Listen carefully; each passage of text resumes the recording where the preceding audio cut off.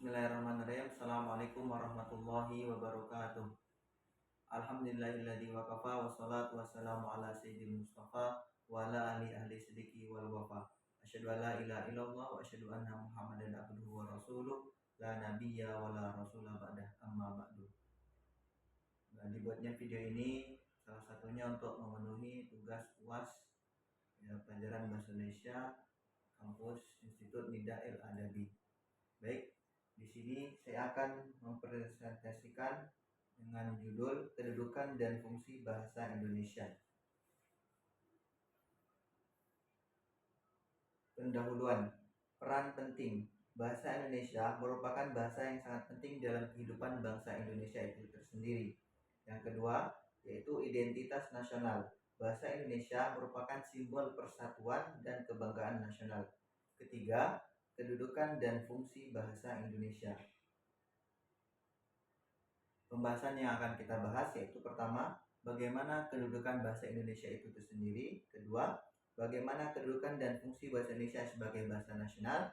Dan ketiga, bagaimana kedudukan dan fungsi bahasa Indonesia sebagai bahasa negara.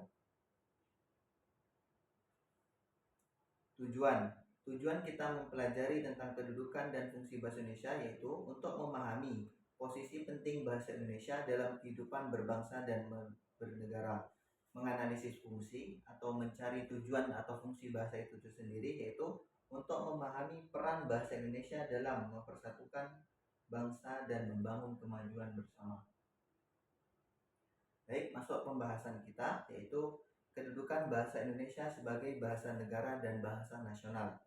Sebagaimana saya jelaskan di awal tadi, bahwa kedudukan bahasa Indonesia itu terbagi menjadi dua, yaitu sebagai bahasa negara dan sebagai bahasa nasional. Di sini kita akan menjelaskan pertama, yaitu sebagai bahasa negara.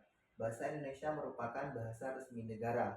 Bahasa ini digunakan dalam semua kegiatan resmi negara. Jadi bahasa itu diakui sebagai bahasa negara.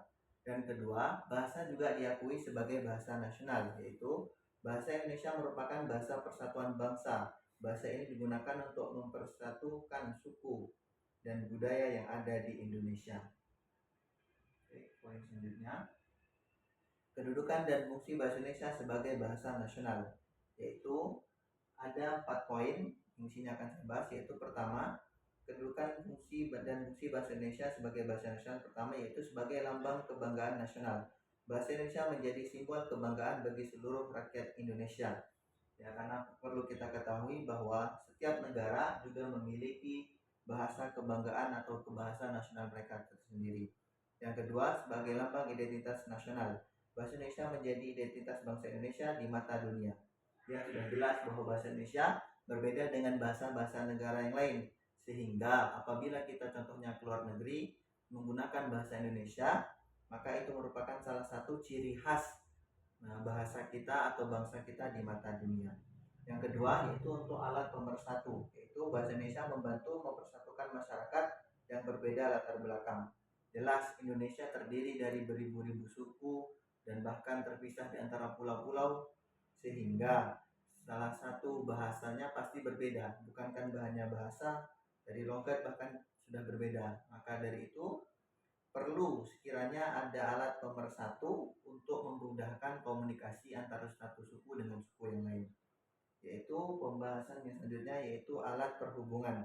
Bahasa Indonesia memudahkan komunikasi antar budaya dan antar daerah. Ya, sebagai mana tadi, yaitu alat pemersatu. Fungsi juganya itu sebagai alat perhubungan, yang dimana komunikasi itu sangat penting, sehingga dibutuhkan bahasa Indonesia sebagai alat penghubung antara suku-suku yang satu dengan yang lain. Baik, memasuki poin yang selanjutnya, yaitu kedudukan dan fungsi bahasa Indonesia sebagai bahasa negara. Yang pertama, yaitu sebagai bahasa resmi negara. Bahasa Indonesia digunakan dalam semua kegiatan resmi negara. Bagaimana tadi, yaitu sebagai bahasa nasional, yaitu bahasanya umum dipakai untuk seluruh suku-suku di Indonesia. Akan tetapi ketika kita telah memasuki negara, maka wajib setiap kegiatan resmi seperti apel ataupun acara-acara yang lain yang penting berbau acara resmi negara, maka wajib menggunakan bahasa Indonesia. Yang kedua, yaitu bahasa pengantar resmi. Bahasa Indonesia digunakan sebagai bahasa pengantar di lembaga pendidikan, yang mana bahasa resmi tersebut sama seperti hal-hal yang di atas tadi untuk mempermudahkan komunikasi satu dengan yang lain. Selanjutnya yaitu bahasa resmi perhubungan.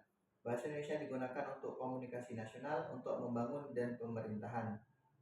Sudah jelas ya, bagaimana ya sebagai resmi perhubungan juga, tetapi ini dalam perspektif negara. Kalau tadi yang pertama sebagai perspektif nasional, sekarang dalam perspektif negara.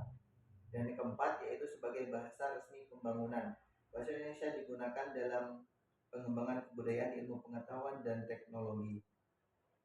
Ya, mungkin cukup ini yang bisa saya sampaikan. Kurang lebihnya saya mohon dimaafkan. Wabillahi taufiq wal hidayah. Assalamualaikum warahmatullahi wabarakatuh.